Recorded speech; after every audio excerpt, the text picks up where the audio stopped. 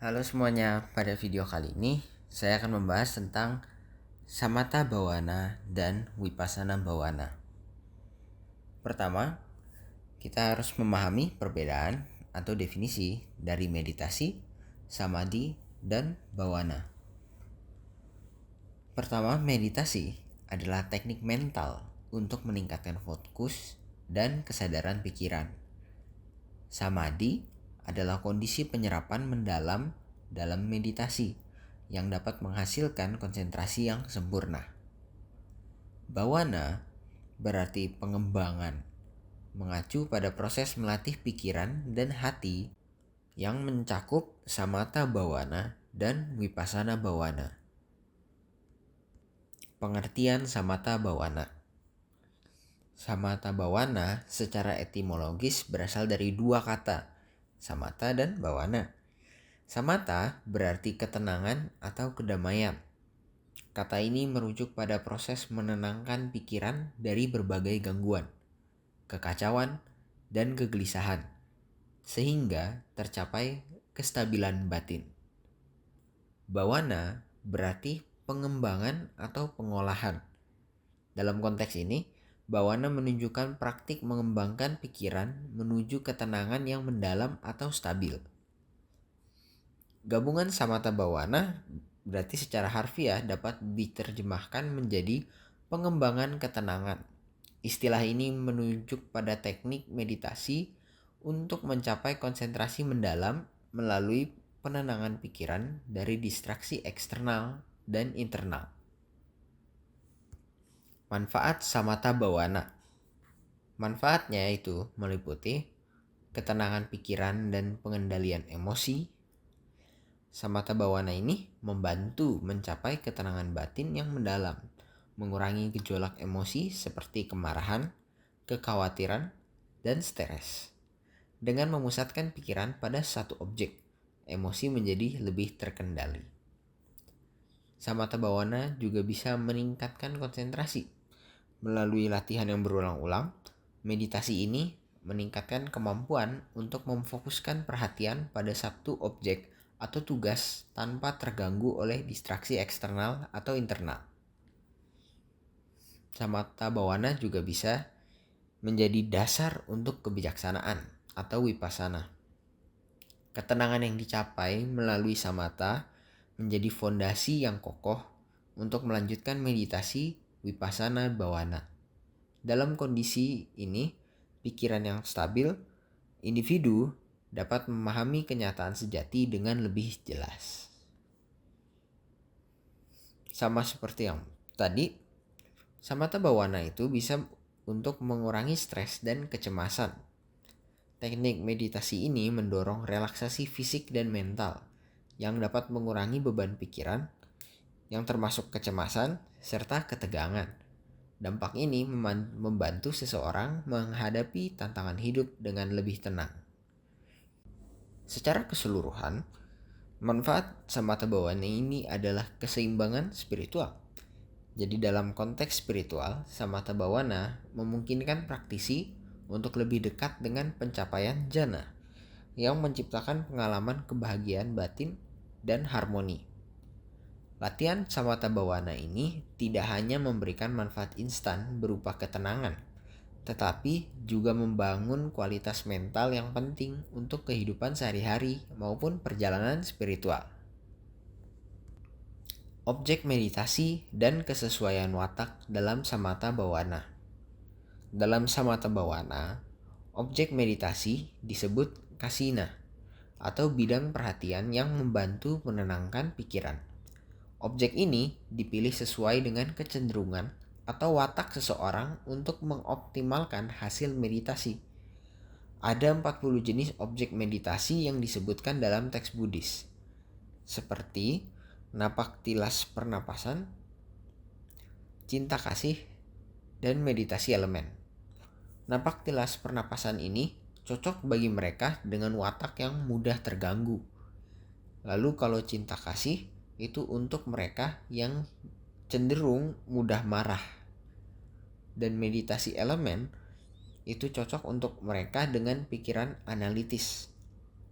Objek-objek ini bertujuan untuk menciptakan fokus yang mendalam yang melatih konsentrasi hingga mencapai ketenangan penuh. Halangan dan rintangan dalam samatha bhawana.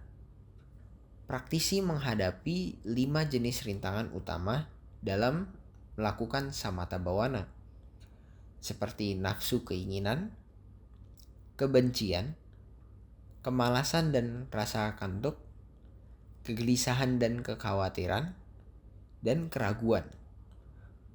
Keraguan ini sendiri merusak keyakinan dan usaha dalam meditasi, karena seseorang ini malah meragukan hasil dari meditasinya sendiri. Untuk mengatasi rintangan-rintangan ini, memerlukan latihan yang berulang, penguatan niat, dan bisa juga dengan dukungan moral dari seorang guru meditasi. Pencapaian dalam samatha bhawana. Pencapaian tertinggi dalam samatha bhawana adalah jhana, yang terdiri dari 4 tingkat. Jhana pertama, kedua, ketiga, dan keempat. Jhana pertama itu fokus pada objek dengan kebahagiaan dan kedamaian. Lalu jhana kedua itu adalah fokus yang murni tanpa adanya proses berpikir. Jhana ketiga merupakan kebahagiaan yang mendalam tanpa adanya keterikatan. Jhana keempat merupakan kedamaian total dengan keseimbangan emosional yang sempurna. Pencapaian ini memungkinkan pikiran menjadi alat yang stabil untuk praktik meditasi vipassana, guna mencapai pemahaman mendalam tentang kebenaran kehidupan. Selanjutnya, pengertian dari vipassana bhawana. Secara etimologis, vipassana berasal dari bahasa Pali, berarti pandangan terang atau melihat dengan jelas. Istilah ini menunjukkan kemampuan memahami realitas sejati melalui pengamatan mendalam terhadap sifat segala fenomena, yaitu ketidakkekalan, penderitaan, dan ketiadaan diri. Bhawana berarti pengembangan atau pelatihan mental. Maka, vipassana bhawana berarti pengembangan kemampuan untuk memahami kebenaran sejati kehidupan melalui meditasi. Manfaat vipassana bhawana. Vipassana bhawana memberikan banyak manfaat baik secara spiritual maupun dalam kehidupan sehari-hari. Antara lain itu ada peningkatan kesadaran yang membantu praktisi lebih sadar akan pikiran, emosi, dan tindakan mereka. Hal ini mendukung pengendalian diri yang tentunya lebih baik. Selanjutnya, pemahaman kebenaran hidup. Dengan mengamati fenomena secara mendalam, meditator memahami bahwa segala sesuatu bersifat tidak kekal, sehingga mengurangi keterikatan dan penderitaan. Pengembangan kebijaksanaan. Praktik ini menanamkan wawasan mendalam terhadap hukum-hukum alam yang membantu pengambilan keputusan yang lebih bijaksana. Manfaat vipassana yang selanjutnya adalah ketenangan dan kebebasan batin.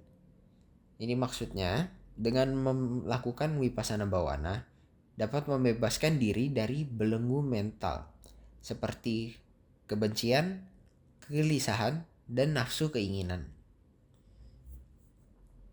Manfaat terakhir dari vipassana bhawana adalah reduksi stres dan kecemasan. Dengan adanya fokus pada saat ini atau saat sekarang, vipassana mengurangi beban mental dan membawa rasa damai. Praktik ini tidak hanya membantu dalam pertumbuhan spiritual, tetapi juga meningkatkan kualitas kehidupan sehari-hari. Posisi meditasi vipassana bhawana.